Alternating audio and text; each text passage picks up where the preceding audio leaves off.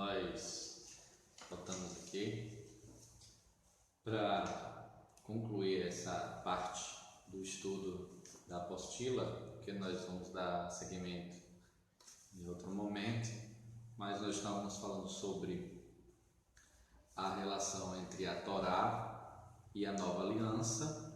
Vimos que a profecia fala que a Nova Aliança consiste na realidade em colocar a Torá no nosso interior e escrever no nosso coração. Essa é a verdadeira Nova Aliança. Foi isso que o Messias veio fazer. Ele não veio abolir a lei, mas ele veio torná-la plena, porque agora, com a pessoa gerada de novo, capacitada com a Ruach HaKodesh, conseguiria de uma forma plena buscar a obediência ao Eterno por uma obra de uma regeneração. E essa nova aliança, ela é uma nova aliança firmada pelo Messias, e o Messias é que é o mediador, no caso, dessa aliança, que é uma aliança, na verdade, de Yahweh com o seu povo.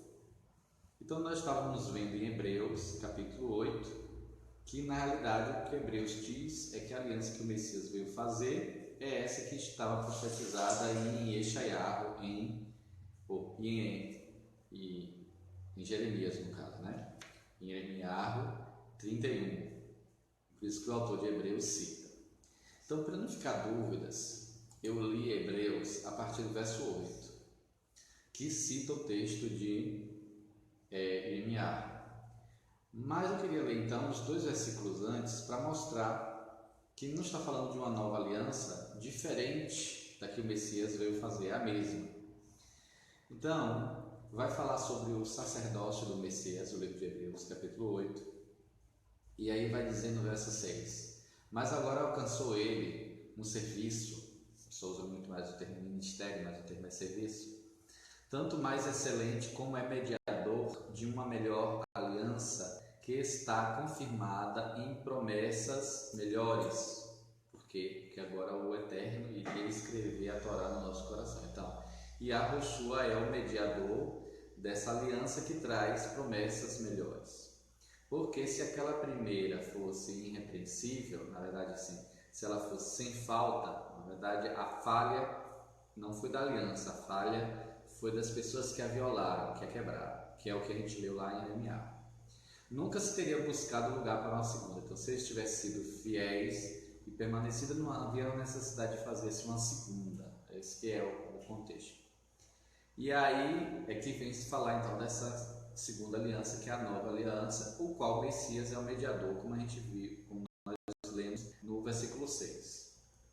E aí é citado, a partir do verso 8 até o 12, o texto de Jeremias. Então, Jeremias vai falar sobre isso lá no capítulo 31, a partir do verso 31. E aqui, então, é transcrito. Agora, é interessante que também em Hebreus, no capítulo 10, quando a gente chega lá em Hebreus capítulo 10, a partir do verso 15, diz assim: também a Ruach HaKodesh, o Espírito de santidade, de separação, nos tem testificado,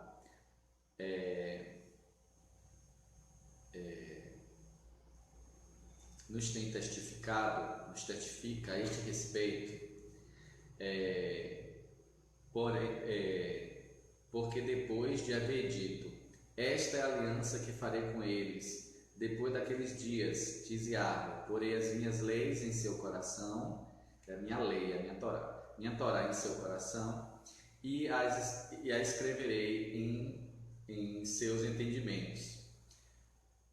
Aí acrescenta: e jamais me lembrarei de seus pecados e de suas iniquidades. Ora, onde há remissão destes, não há mais sacrifícios pelo pecado. Então, aqui está falando do Mashiach, do Messias, que foi sacrificado por nós para nos redimir. E aqui está falando dessa aliança e cita novamente o texto de Jeremias, capítulo 31, a partir do verso 31. Então, Hebreus novamente cita também essa referência em Jeremias. É interessante também a gente dar uma olhadinha que o Messias é que é o mediador dessa nova aliança. Veja, a aliança de Yahweh para com o homem e o Mashiach, ele é o mediador. Ainda em Hebreus. Então, quando a gente lê Hebreus, o capítulo 9, aí a gente vê o seguinte, a partir do verso 15, diz assim: por essa razão, o Messias é o mediador de uma nova aliança para com os chamados, para com os que são chamados, recebam a promessa da herança eterna, visto que ele morreu como resgate pelos transgressores cometidos sobre a primeira aliança. Então, o que é que está falando aqui? Que o Messias, ele foi o mediador dessa nova aliança, cujo alvo era as pessoas da primeira aliança. Olha aí o que diz o 15. Por isso é mediador de uma nova aliança, para que interveio a morte para a remissão das transgressões que havia debaixo da primeira aliança.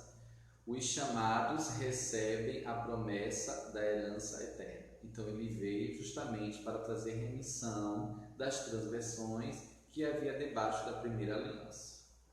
Então, foi como a gente viu lá, que quando a gente leu Jeremias 31, o Senhor diz: ele queria fazer essa nova aliança, não da forma, não conforme a aliança que fez com os pais, no dia que tomei pelas mãos para os tirar da terra do Egito, porque eles quebraram a minha aliança. Então houve uma quebra de aliança, houve uma transgressão e precisava agora fazer uma nova aliança.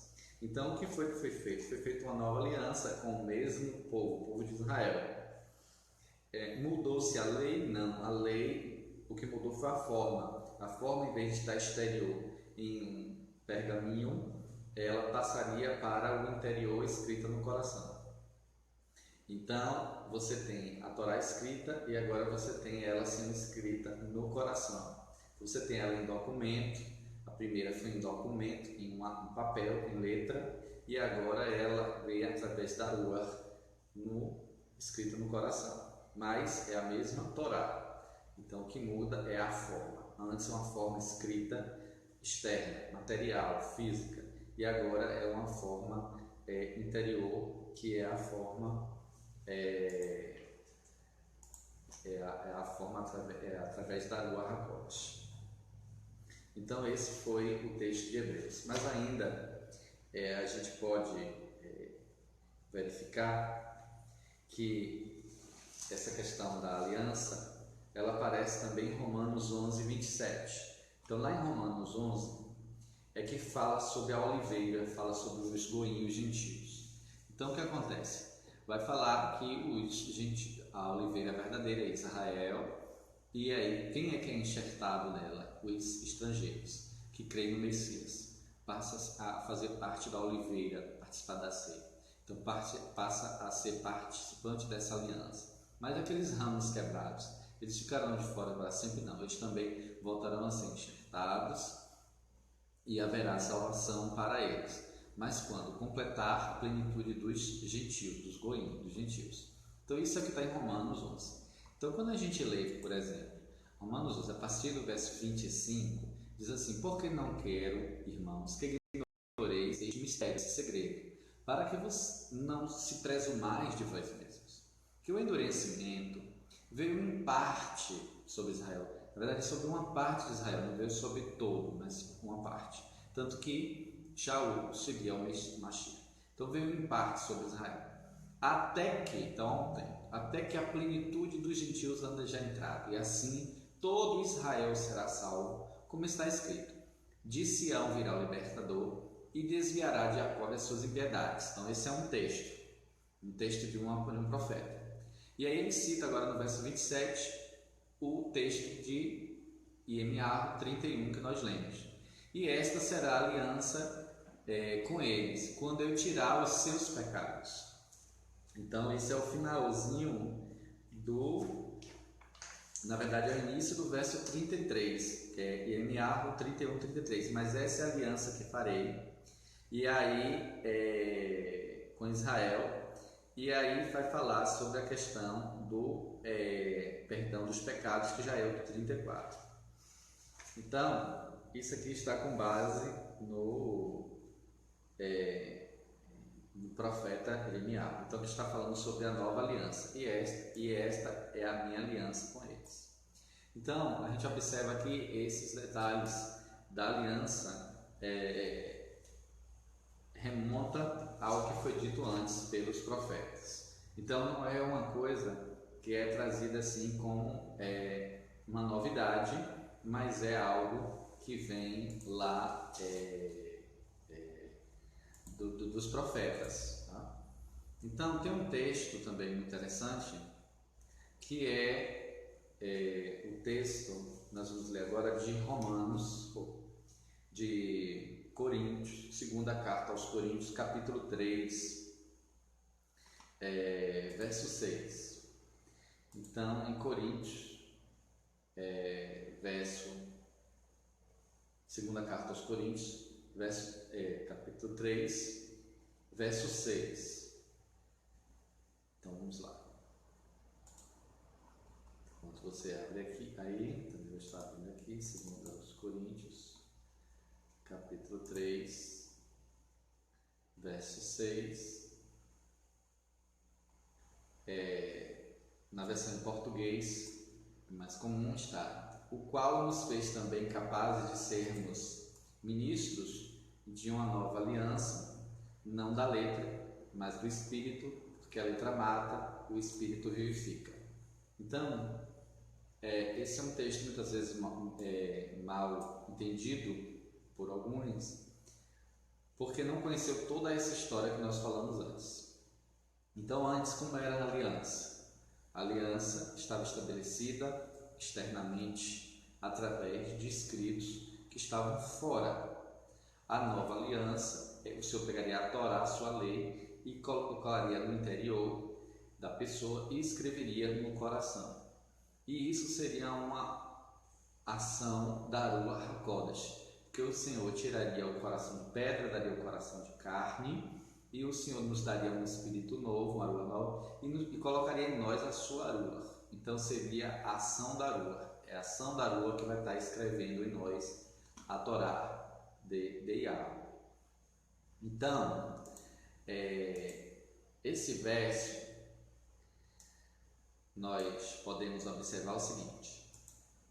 Eu vou fazer aqui uma leitura. Então, mas agora temos sido libertos pela lei, e foi traduzida como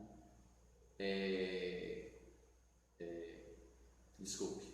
Então aqui ele vai estar dizendo assim, que ele no qual nos fez também capazes de sermos ministros, que na verdade é servos, de uma nova aliança, não da letra. Essa palavra letra que foi traduzida, até mesmo no grego, ela significa documento, ela significa um documento escrito.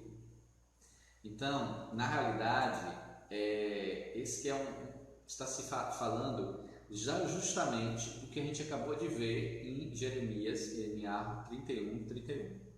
Então, o que é que está dizendo aqui?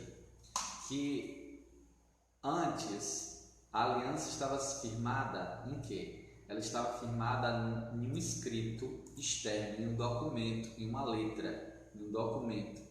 Tanto que essa palavra letra também é usada para escrito de uma promissória. Então era como se fosse também uma promissória. Então é um documento, um documento escrito.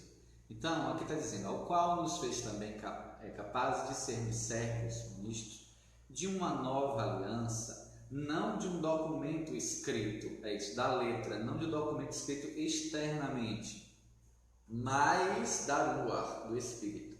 Porque a letra, esse exterior, ela mata, e o Espírito vivifica. Vivificar quer dizer dar, tornar a dar vida.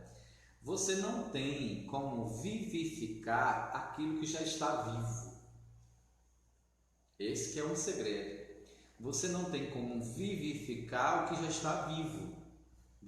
Para você vivificar, é preciso que aquilo que estava vivo morra, para que agora venha ao processo de vivificação. Então, aqui é um trabalho em conjunto. Há uma necessidade da letra matar para que a Arua vivifique. Se a letra não matar, como que a Arua vai vivificar? Ela só pode dar vida àquilo que não tem.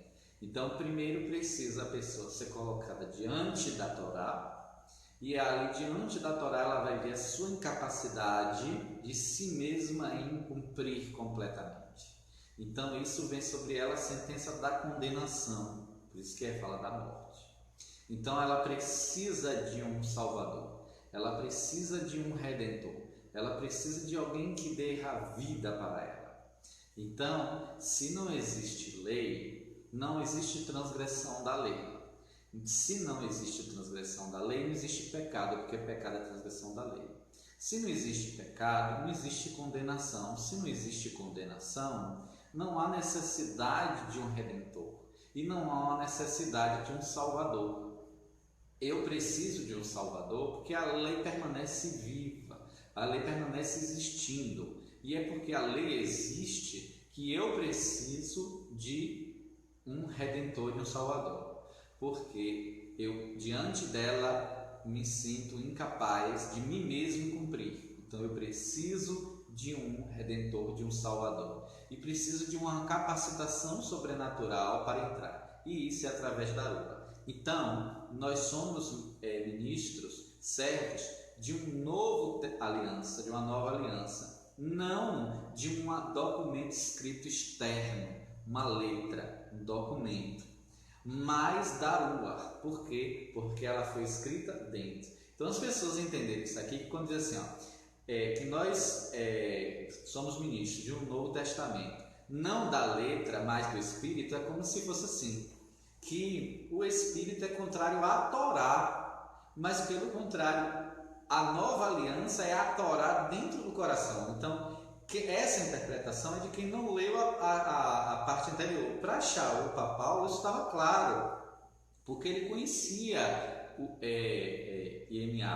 Jeremias. Ele sabia que a nova aliança era colocar a Torá interior e escrever no coração. E ele conhecia também Ezequiel, que a gente leu. E lá fala justamente isso, que tirar o coração de pedra, dar o coração de carne, nos dar uma nova Arua, e o Senhor colocar a própria Arua dele em nós, para que aí nós pudéssemos obedecê-lo. Então, é isso que ele está falando. Olha, não é essa nova aliança não é um esforço externo para dentro, através da letra, mas é de interior, através da Arua.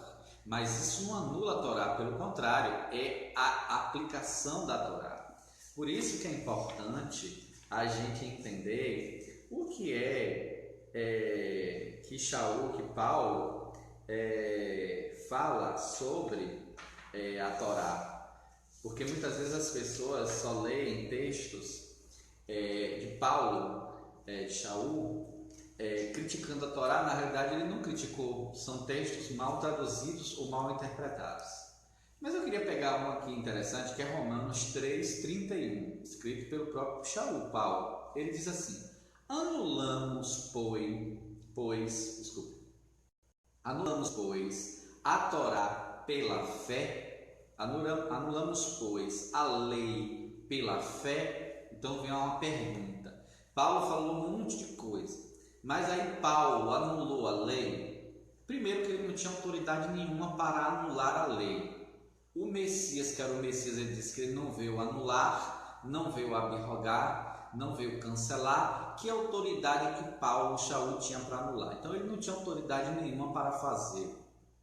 Mas ele deixa bem claro para que ninguém tivesse dúvida. Lembra que Pedro falou que tinha pessoas que deturpavam o que Paulo dizia? Pois então, ficou claro, ele deixou bem claro. Então, qualquer interpretação diferente de outros textos que ele deu é problemas de traduções e interpretações, porque ele disse aqui em Romanos 3:31: anulamos, pois, a lei pela fé, ou seja, anulamos, pois, a Torá pela emuná? Não, de maneira nenhuma. Ele é bem redundante, irmãos, ele é incisivo. Não, de maneira nenhuma. Antes, quer dizer, pelo contrário, estabelecemos a Torá, estabelecemos a lei. Em outras traduções, fazemos permanecer a lei, ou confirmamos a lei. Então, é óbvio, Paulo não podia anular, não restava outro caminho. Ele era que estabelecer, confirmar, permanecer na lei. Ele não foi colocado como legislador para poder alterar nada. O Mashiach, que era o Mashiach, que é o Messias, ele próprio disse: eu não vim abolir, eu vim cumprir, vim tornar pleno. Então, uma nova aliança, a Torá escrita no coração. Isso é importante. Então, ponto final.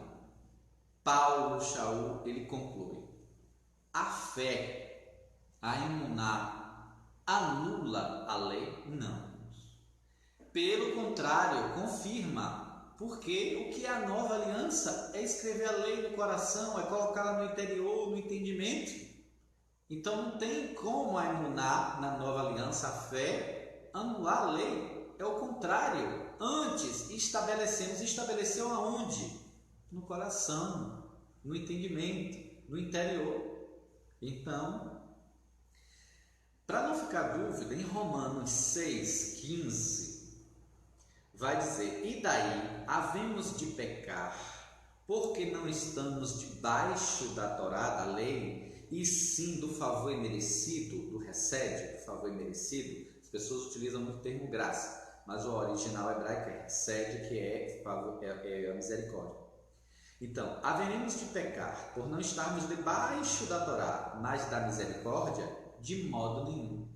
Então, de modo nenhum haveremos de pecar. Agora veja, o que é o pecado? A transgressão à lei. Então, haveremos de transgredir a lei porque nós estamos debaixo do favor imerecido? Não. Ou seja, haveremos de pecar? Não. E o que é pecado? Transgredir a lei. Então, haveremos de transgredir a lei porque não estamos debaixo da lei, estamos debaixo do favor imerecido? Não. De modo nenhum. Então, irmãos, o fato de estarmos debaixo do favor imerecido, que as pessoas chamam graça, mas debaixo do favor imerecido, de modo nenhum nos dá o direito de transgredir a lei, ou seja, de pecar. Isso é uma total incoerência, porque o favor imerecido foi uma ação do Eterno em escrever em nós, no nosso coração, a sua Torá. Então não tem por que, com isso, levar a pessoa a pecar, ou seja, transgredir a Torá. A confusão toda, quer dizer, uma das grandes confusões, é que os conceitos estão equivocados. As pessoas querem definir as coisas teologicamente, não pela Escritura. Então elas querem definir, através de uma teologia sistemática ou alguma coisa aí, o que é pecado, mas já está definido na Escritura. O pecado é a transgressão da lei. Pronto. Então, se a nova aliança não é para favorecer o pecado, mas é para favorecer o contrário ao pecado, então é o quê? A obediência à lei.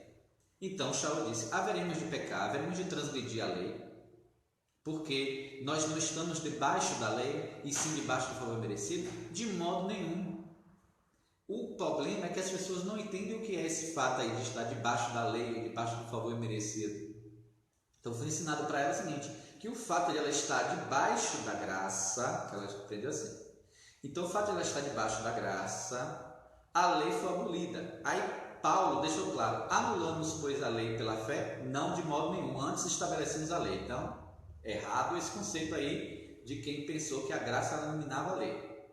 Depois, Paulo vai dizer: olha, nós não estamos debaixo da Torá. Nós o quê, irmãos? Entenda, nós não estamos debaixo da Torá. Nós estamos na nova aliança. A Torá está onde? A Torá está dentro. A Torá foi colocada dentro de nós, escrita no coração. Só que a pessoa não entendeu o que é. Ou seja, a Torá, nós não estamos debaixo da Torá. A Torá foi colocada no nosso interior, escrito no nosso coração, mudou. E agora o que acontece? O que é que nós estamos debaixo? Do favor imerecido, porque tudo isso foi a misericórdia. Agora, o fato de nós estarmos debaixo do favor imerecido, quer dizer que então nós podemos viver uma vida de pecado, ou seja, de transgressão à Torá? Não. Porque a Torá foi escrita no nosso coração para quê? De enfeite? Não, irmãos. Para nos motivar a cumprir. Vamos conseguir cumprir tudo. O que o Eterno quer é o nosso empenho, a nossa dedicação. O Messias, ele cumpriu tudo. Agora nós vamos aprender com ele, um passo de cada vez. Ele vai escrevendo a Torá e à medida a gente vai se esforçando debaixo da capacitação da Ruach HaKodesh, não com o nosso próprio esforço, mas da capacitação da Rua. Então nós vamos aos poucos buscando cada vez crescer na obediência. Cresçamos e prossigamos em conhecer ao Senhor. Para quê? Conhecer para desobedecer? Não, irmãos. Então é interessante que em Romanos 6,15 fala isso. Só que muitas vezes os conceitos estão equivocados. A pessoa não sabe o que é pecado, ela não sabe o que é nova aliança, ela aprendeu coisas diferentes. Pecado para ela que ela acha que é errado na cabeça dela. Então em Romanos 7, vamos ver o que é que Paulo fala da Torá. Porque, irmãos, tem hora que você lê determinadas traduções, parece que Paulo é louco, ele é bipolar. Uma hora ele diz uma coisa, outra hora ele diz outra. Não é. Ele não é bipolar. O que há é, às vezes, uma má tradução, ou às vezes até a tradução está correta, mas a interpretação está equivocada, porque a pessoa já lê com todo o preconceito que ela recebeu. Por isso que é preconceito, é um conceito prévio que ela recebeu, de contra a Torá, de anomia. Então, quando ela vai ler, ela já traz toda aquela bagagem preconceituosa. Então, ela lê uma coisa e outra. Agora veja o que aqui em Romanos 7,12 Shaul diz. Por consequente, a Torá é santa, a lei é santa, a Torá é kadosh. Kadosh quer dizer que é separada. Então, qual é o conceito da Torá para Shaul? É uma coisa ruim? Não. É uma coisa kadosh, separada. E o mandamento kadosh, santo, separado, e tzad, que quer dizer justo e bom. Então, Shaul, se ele falasse outra coisa, ele estava errando. Ele deixa claro, a Torá, ela é kadosh, separada, o mandamento também é separado, é kadosh, é santo, é justo e é bom. Então o problema não está na Torá, o problema estava em que a forma, a Torá estava fora e não conseguia viver. Então o Senhor disse, então eu vou fazer de uma outra forma. Eu vou na nova aliança colocar isso dentro. E a gente entende que isso é uma obra da Ruach HaKodesh, do Maim, do gerar de novo. Você entendeu? Como nascer de novo. Então no verso 14, Romanos 7,14 diz assim, porque sabemos que a Torá é espiritual. Então, a lei não é carnal, irmãos. O mandamento não é carnal. Como é que depois ele diz que o mandamento é carnal? Tem uma tradução equivocada aí. A lei é espiritual, irmãos, não é carnal. Então, quando você lê mandamento carnal em outro lugar, você tem que entender que ele está falando de outra coisa. Ele não está falando da Torá. São textos mal traduzidos. Em um outro momento, nós vamos estudar esses textos mal traduzidos ou mal interpretados. Mas aqui o texto é claro, porque bem sabemos que a Torá é espiritual. Eu, todavia, sou carnal, vendido à escravidão do pecado. Isso ele estava falando dele quando ele estava vendido à escravidão do pecado, antes de ele ser redimido. Ele está contando a história. Antes de eu ser redimido, antes de eu ser resgatado, quando eu ainda estava vendido ao pecado, eu era carnal. E a Torá não tinha problema, ela era espiritual. O problema estava comigo em ser carnal, porque eu estava vendido ao pecado. Então ele precisou ser resgatado para aí ele conseguir acessar a Torá como deveria. Então o verso 16 diz assim, ora, se faço o que não quero, eu concito que a Torá, a lei, é boa. Então, o problema não estava na Torá, o problema estava na carnalidade dele. Verso 22, Romanos 7, verso 22. Porque no tocante ao homem interior, quer dizer, ao nosso ser espiritual, nosso homem interior, tenho prazer na lei de Elohim, na Torá de Elohim. Então, no homem interior, o espírito dele tinha prazer na lei. Quem é que não gostava da lei? O ser carnal, caído, vendido à escravidão do pecado. Então, quando ele vai falar da lei, ele vai falar enquanto um homem carnal vendido ao pecado,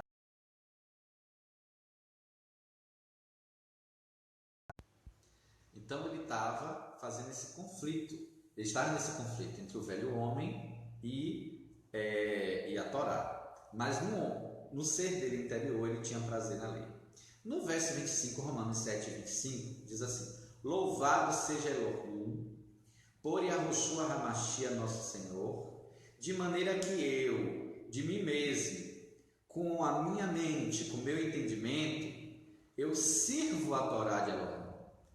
Então, como é que Shaul vai dizer que não é para servir a Torá, não é para servir a Torá porque ele está debaixo do favor merecido, então não precisa mais servir a Torá e é para descartar a Torá? Ele disse, olha, ele está louvando a Elohim por Yahushua Hamashia, nosso Senhor, que de maneira que ele, dele mesmo, com a mente dele, com o entendimento, ele servia a Elohim, a Torá de Elohim. Mas segundo a carne, ele estava seguindo a lei do pecado. Então, antes de ele ser resgatado, ele estava dividido. De um lado, interiormente, ele servia a lei de Elohim, mas externamente ele caía no pecado, na lei do pecado. Então ele precisava ser resgatado. E aí é o que ele vai contar depois no outro capítulo e tal.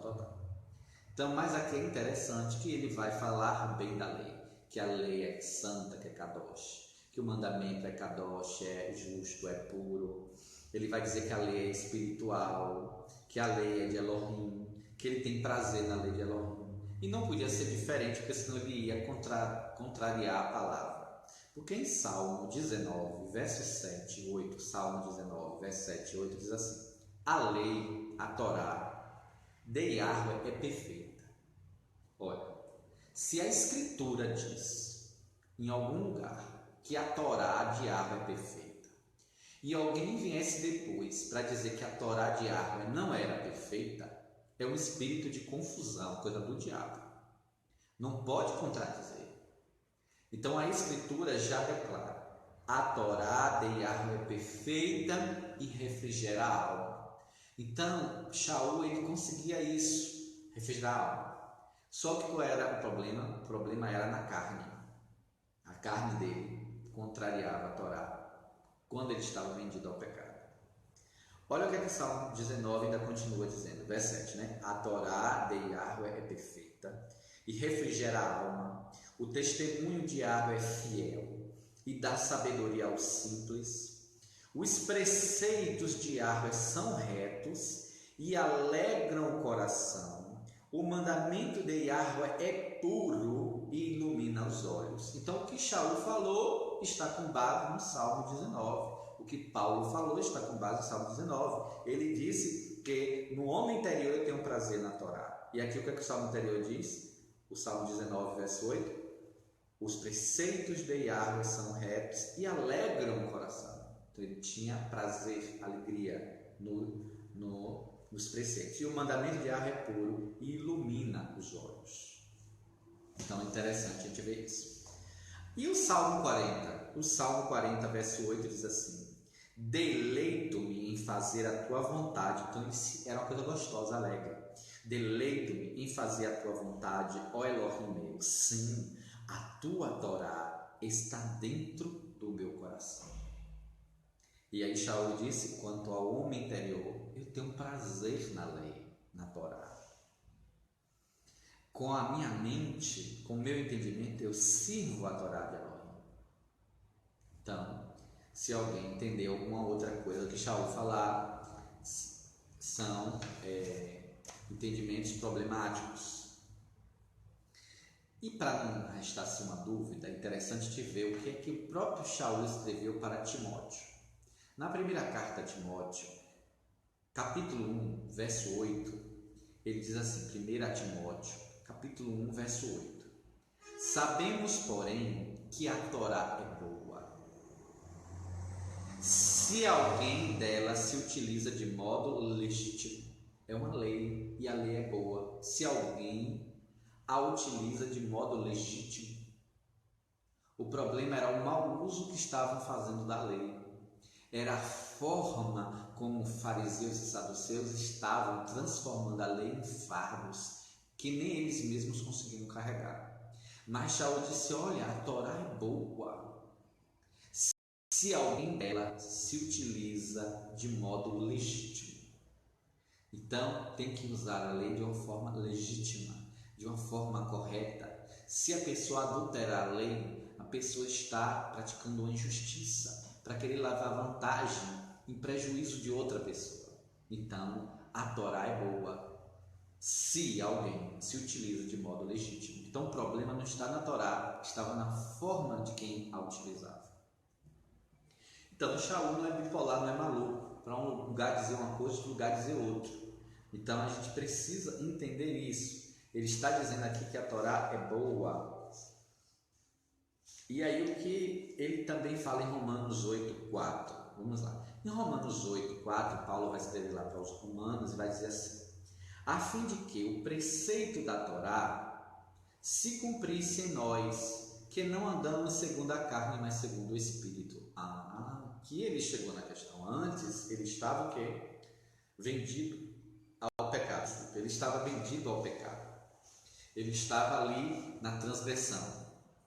E aí o que acontece? Vendido ao pecado, ele não conseguia avançar na Torá. Internamente, ele tinha a Torá como uma coisa boa, prazerosa. Mas no homem exterior estava o problema. Então, quando chega em Romanos 8:4, ele diz assim, a fim de que o preceito da Torá se cumprisse em nós. Então, o preceito da Torá tem que se cumprir em nós, que não andamos segundo a carne. Então, aquilo era no passado, mas agora que ele foi resgatado, ele não estava andando mais segundo a carne, mas segundo a rua, segundo o Espírito. Então, o Senhor, e Ezequiel diz o quê? Que o Senhor tirou o nosso coração de pedra, deu um coração de carne, nos deu um novo espírito, uma nova rua, e colocou a rua dele em nós para nos capacitar a quê? A cumprir com os seus mandamentos. Diz assim, e porei dentro de vós, que é lá no capítulo 36 de Ezequiel 36, do 25 ao 30, então é dito, lá do capítulo 36, do 25 ao 30, eu vou ler só um pedaço aqui, diz assim, porei dentro de vós a minha rua e farei que andeis nos meus estatutos e guardeis os meus juízos e as observeis. Então é a Rua HaKodesh que vai fazer essa obra. Então Shaul vai dizer aqui, olha, a fim de que o preceito da Torá se cumprisse em nós, que não andamos segundo a carne, mas segundo a Rua. Então, quem anda segundo a carne, continua indo contra a Torá. Aqueles que andam segundo a Rua, o preceito da Torá se cumpre nele. Ele não se opõe à Torá, ele está a favor da Torá. Então existem pessoas que estão andando segundo a carne, dizendo que estão andando segundo o Espírito, mas se colocam contra a Torá, pregam contra a Torá. Veja, não é que você é perfeito, você vai ter momentos de suas falhas, mas você decidiu que a Torá do Eterno é a vontade dele. Ele escreveu no seu coração. Ele colocou dentro de você e você vai se empenhar em seguir. É claro que ali, aqui ou acolá, você pode falhar em alguma coisa. Mas não foi porque você decidiu que você é contra a lei, que a lei já passou, que a lei ficou para trás, que você não tem mais nada a ver com a lei e agora você é um rebelde contra a lei. Não, você ama a lei, você tem prazer na lei. E quando você falha, você fica triste, porque você falhou aqui. Entendeu? É isso. Ou seja, Quando você falha, você se entristece porque você quebrou um ponto. Agora você sabe que sua salvação depende do que o Messias fez por você. Mas quando você falha, você se entristece porque você desagradou o Pai. E você ama o Pai. E você quer agradá-lo. Você quer fazer aquilo por amor. Então, a Torá é boa se alguém dela se utiliza de modo legítimo. Então, precisamos andar em Ruach, no Espírito. E o Espírito vai o quê? O que é que diz então em Ezequiel 36? Porém dentro de vós a minha Ruach. Para quê? Para você ficar exibindo dons? Porém dentro de vós a minha Ruach e farei que andeis nos meus estatutos. Mas tem gente que quer a Ruach para outra coisa, que é o Espírito do Eterno para outra coisa, para exibir poder, para ter fama, para ter admiradores, para que as pessoas olhem, como é aquela pessoa espiritual, por exercer milagres, prodígios, sinais. Porém dentro de vós a minha Ruach e farei com que andeis nos meus estatutos e guardeis os meus juízos e observeis. Essa é a finalidade. É a Ruach nos capacitar à obediência. Por quê? Porque a Ruach, ela é advogada. E o Messias também é advogado. E o advogado trabalha com o quê? Trabalha com a lei. Então, se o Messias abolisse a lei, por que ele enviaria a Ruach como advogada? Ou seja, com que trabalha o advogado, se não com a lei? O advogado, o instrumento dele de trabalho é a lei. Então, o Messias ele é advogado e ele trabalha com a lei.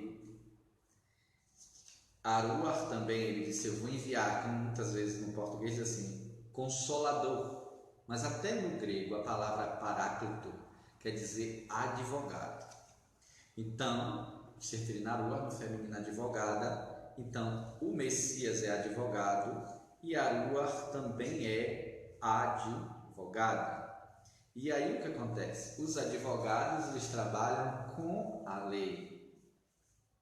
Então, vamos ver que Yahushua é advogado? Então, nesse próximo vídeo, eu vou estar falando desse aspecto da lei e do papel do Messias e da Ruach HaKodesh, tá? Ou seja, se com a morte do Messias a lei foi abolida, então porque ele disse, quando eu for, eu enviarei a Ruach HaKodesh, paráclito, quer dizer, advogado. Se a lei seria abolida, do que serve um advogado sem lei? Para que serve o advogado? Para nos defender de acordo com a lei. Então a lei tem que estar válida. Se um advogado for lhe defender em cima de uma lei que já está vencida, o juiz vai dizer, olha, você embasou sua defesa toda errada, porque essa lei aí já foi abolida, não tem mais. Então, o advogado, o instrumento dele é a lei. A gente vai ver isso no próximo